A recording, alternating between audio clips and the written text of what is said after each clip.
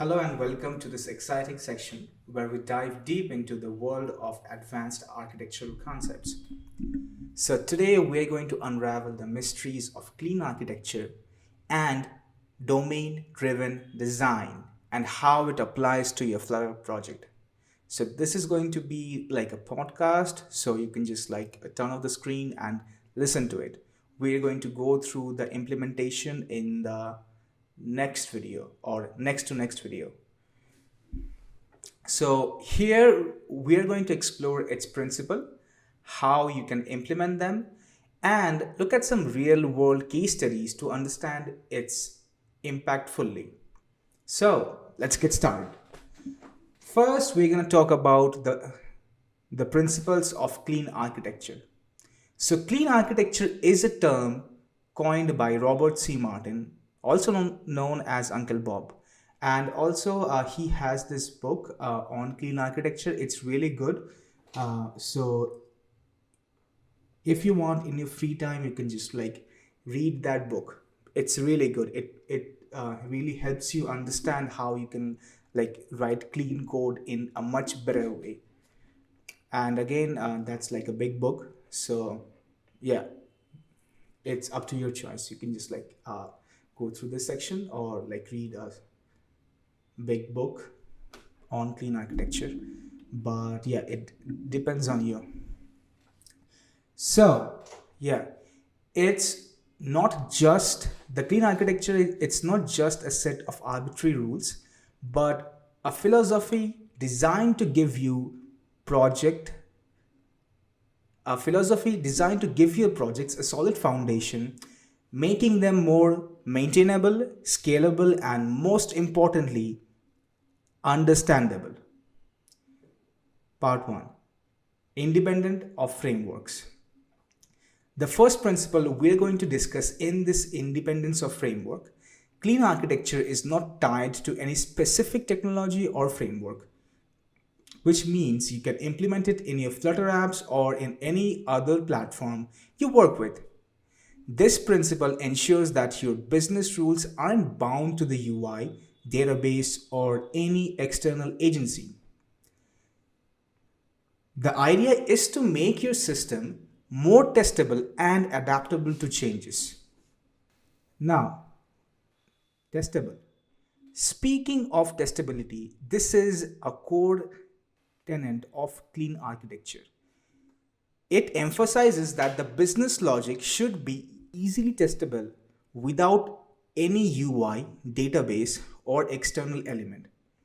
In Flutter, this means you can test your business logic without worrying about the UI elements or external dependencies. Next part is independent of UI. Clean architecture dedicates that your UI can change easily without drastically changing the rest of the system. This is particularly beneficial in Flutter, where you might want to update the UI to match the latest design trends without affecting the core business logic. Next point is independent of database. Similarly, your business rules don't know anything about what kind of database, if any, might be used. This makes your system more flexible and future-proof. If you decide to switch from SQLite to Firebase or any other database, your business logic should remain untouched. It remains untouched. Now, the next point is independent of any external agency. Finally, the true essence of clean architecture is that your business rules simply don't know anything about the outside world. This makes them pure, unadulterated, and most importantly, reliable.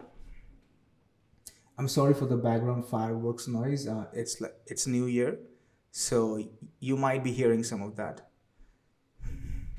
All right. So now let's talk about how these lofty principles translate into the real world, especially in the context of Flutter.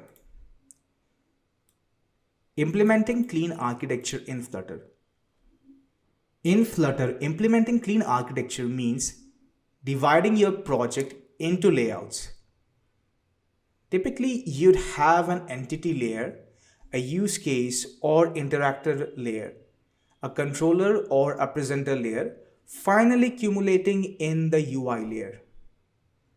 Now, now let's talk about the entity layer. This is where your business object resides. In Flutter, these are typically plain Dart classes. They represent the pure business rules or the business entities and are the least likely to change when something external changes. The next one is use case or interactor layer. This layer contains the application specific business rules. It encapsulates and implements all of the use cases of the system. For a Flutter app, this might mean that the actions user can perform, like fetching data from a repository or submitting a new form. Now the next part is controller or the presenter layer. This layer acts as the bridge between your business logic and your UI. It takes input from the UI, processes it with the help of business rules, that is use cases, and then updates the UI accordingly. In Flutter, this could be your view models or blocks. Now the UI layer. The UI layer is where you build your widgets in Flutter.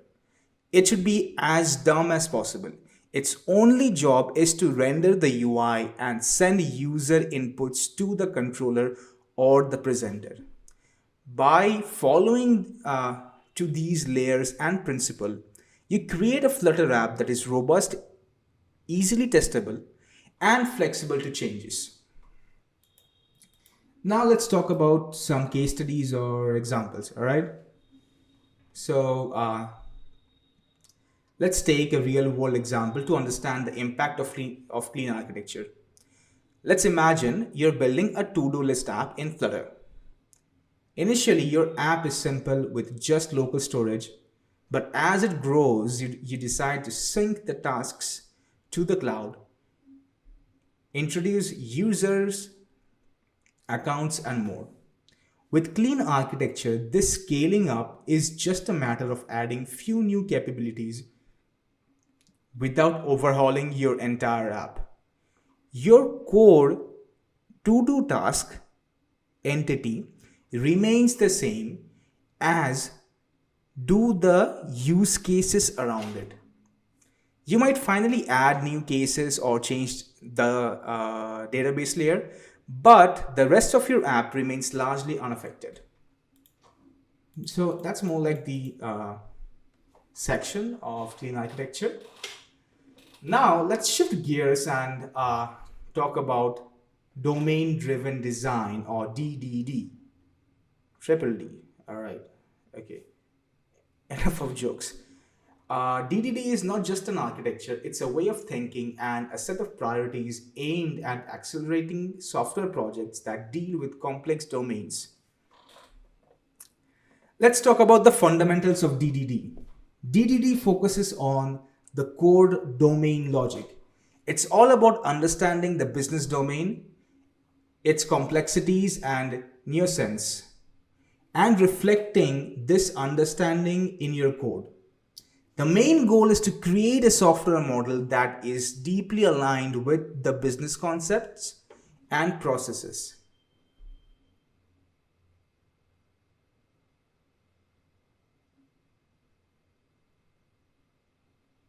Ubiquitous language.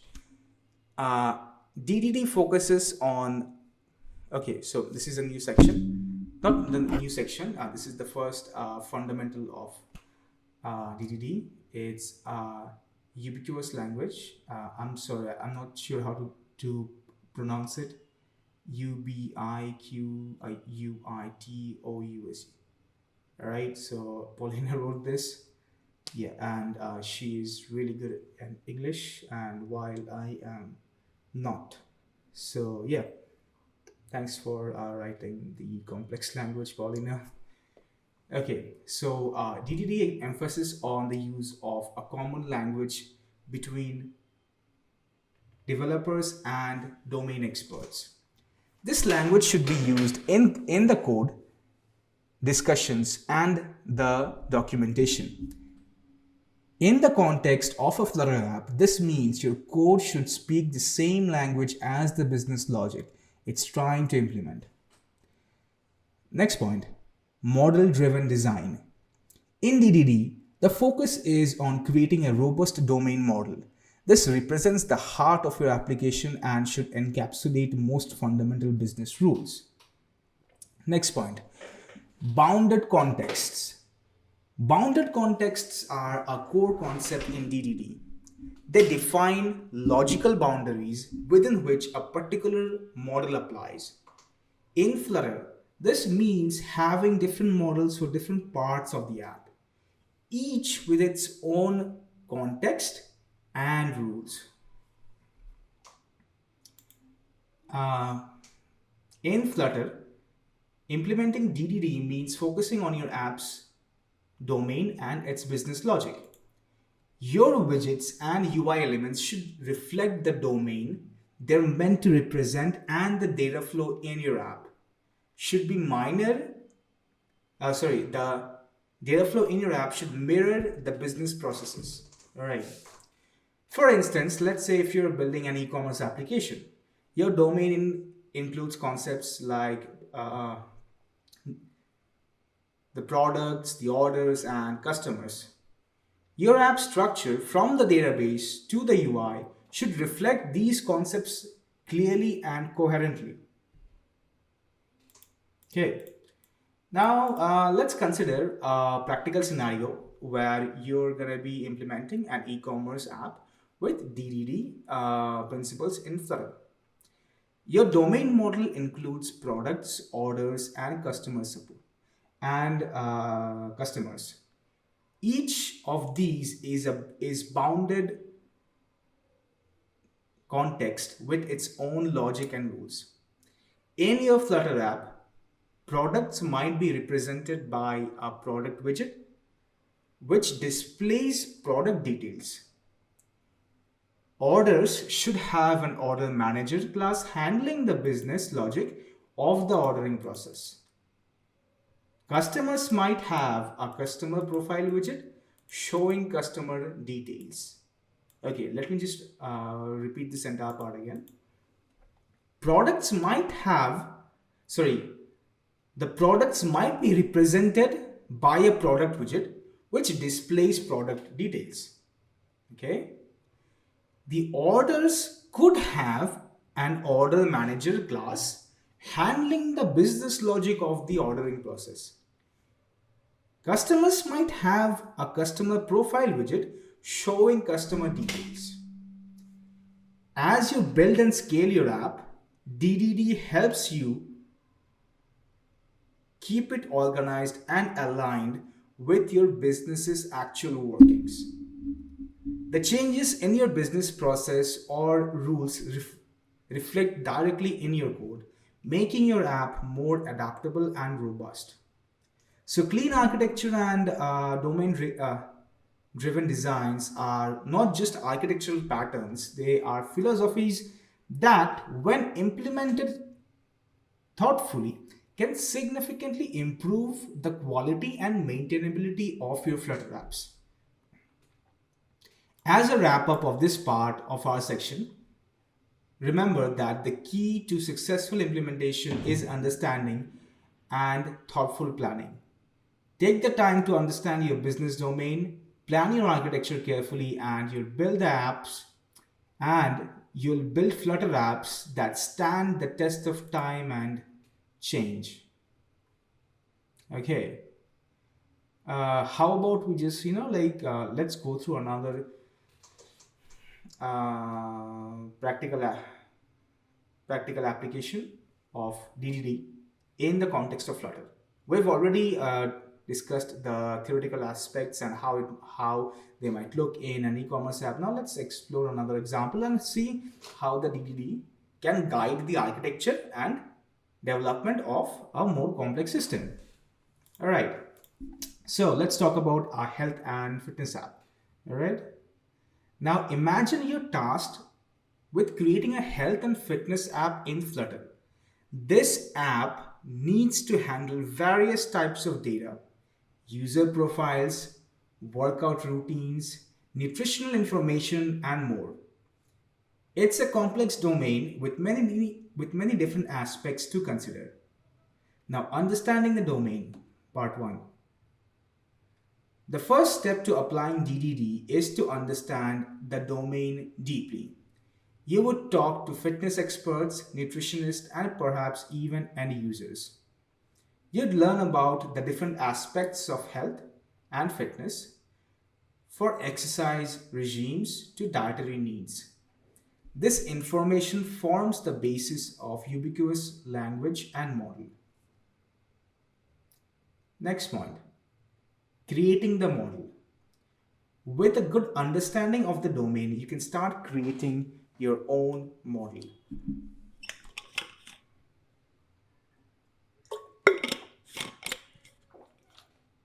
In DDD, the model is not just your database schema, it, uh, it's a representation of the business logic and rules. For your health and fitness app, this might include classes like workout, meal plan, user profile, and more. Each of these classes encapsulate data and behavior related to its aspect of the app. Now, next point, implementing bounded contexts.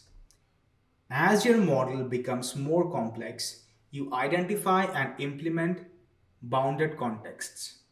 For example, the workout routines might be one context, while nutritional tracking might be another.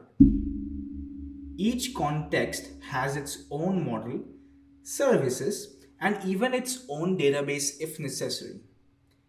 In Flutter, these contexts might translate into different set of widgets and logic for different parts of the app. Next part, integrating with Flutter. On the Flutter side, you start implementing your UI and logic based on the model you have created. Your widgets should reflect the domain concepts. For example, a workout widget might display information from the workout class and interact with services that handle the business logic of scheduling and tracking workouts. Okay, that's one section done. Now, let's talk about the benefits of applying DDD in Flutter. Alignments with your business objective.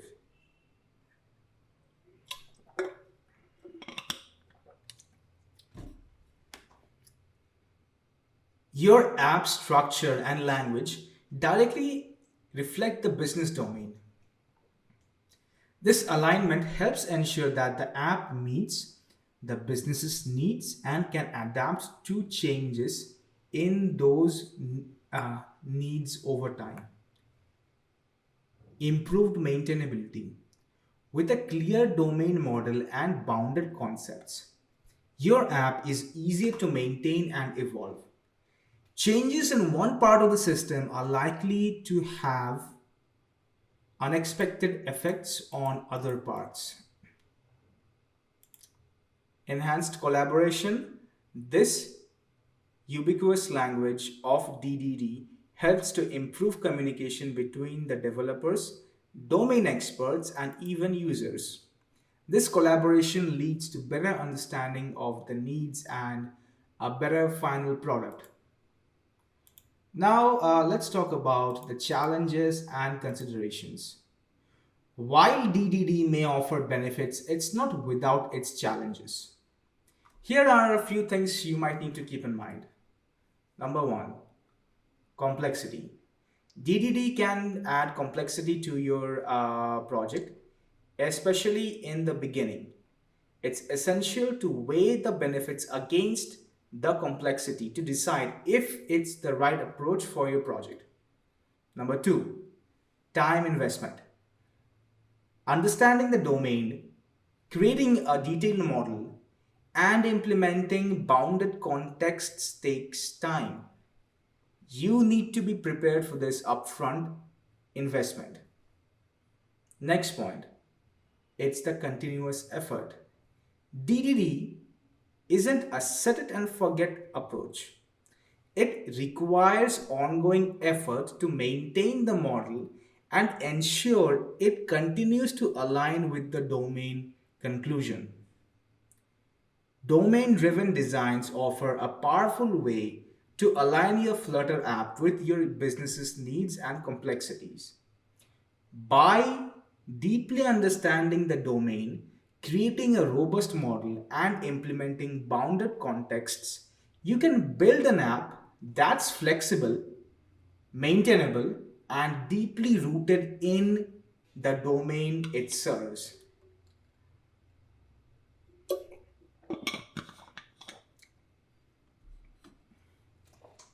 As we conclude this section on DDD, remember that the principles and practices we have discussed are not just theoretical. They are proven strategies that can help you build better, more resilient apps. Whether you're working on a simple to-do list or a complex health and fitness app, DDD can provide a solid foundation on your Flutter projects. In the next part, we'll dive deep into the final pieces of our discussion on advanced architectural concepts, including the further practical applications and examples.